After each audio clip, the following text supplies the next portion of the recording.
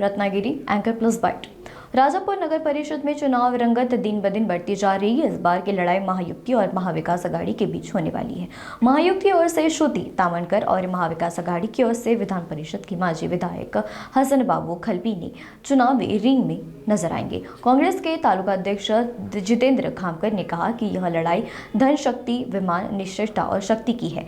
इसके अनुसार उनके उम्मीदवारों के पास निष्ठा शक्ति है, जबकि विपक्ष के पास बड़ी मात्रा में धन शक्ति है। उन्होंने दावा किया है कि वृष्टा शक्ति के बल पर उन्हें उम्मीदवारी विजय होगी।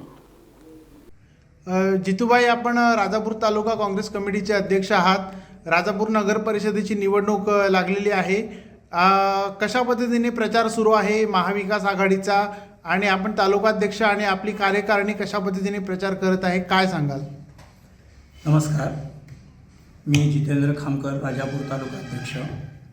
आज राजापूरची निवडणूक होऊ घातलेली आहे।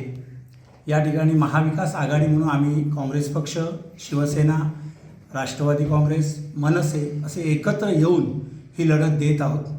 काँग्रेस पक्षाचा विचार करता या शहरामध्ये आमच्या माध्यमातून अतिशय चांगली कामं, ज्या आमच्या आजच्या उमेदवार आहेत, ज्या माजी लोकनियुक्त नगराध्यक्षसुद्धा होत्या, त्यांची माध्यमातून अनेक कामं झालेली आहेत आणि त्या विकासाचा मुद्दा घेऊन आम्ही समोर जात आहोत।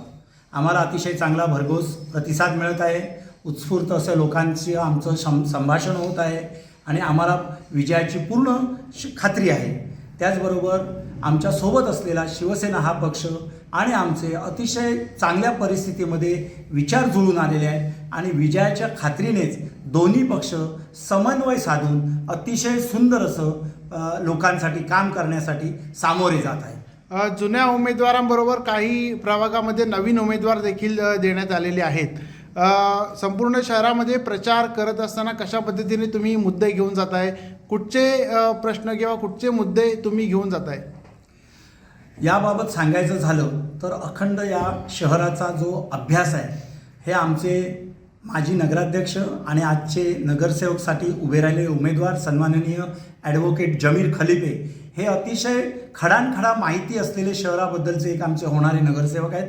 त्यामुळे जी काही कामं त्यांच्या नजरेतून काही राहिलेले असतील, 100% कधीही विकास होत नाही, विकासाचे मुद्दे पुढे येत असतात आणि त्याप्रमाणेच आम्ही पुढीलसुद्धा आखणी आमच्या जाहीरनाम्यामध्ये देत आहोत। अतिशय सुंदर सुबक स्वच्छ शहर आणि प्रशासनावरती अतिशय चांगला एक प्रकारचा म्हणूया पकड ही असलेले आमचे नगराध्यक्षपदाचे उमेदवार आदरणीय मॅडम या निश्चितच प्रभावी काम करतील असा आम्ही पक्षामार्फत मी विश्वास व्यक्त करतो।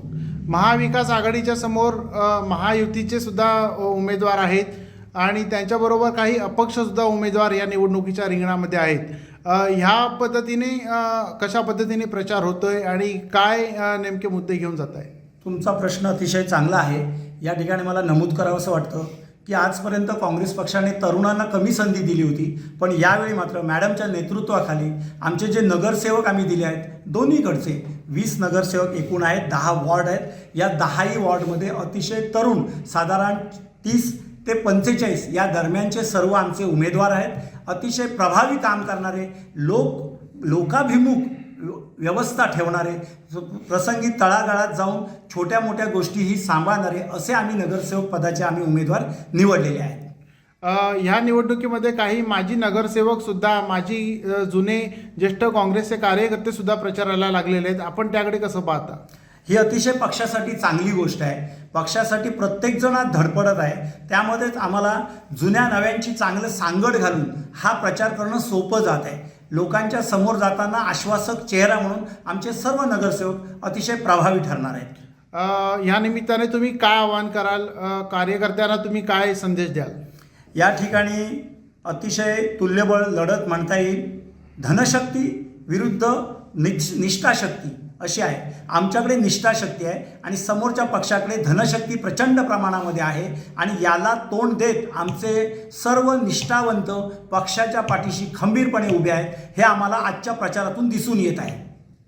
धन्यवाद।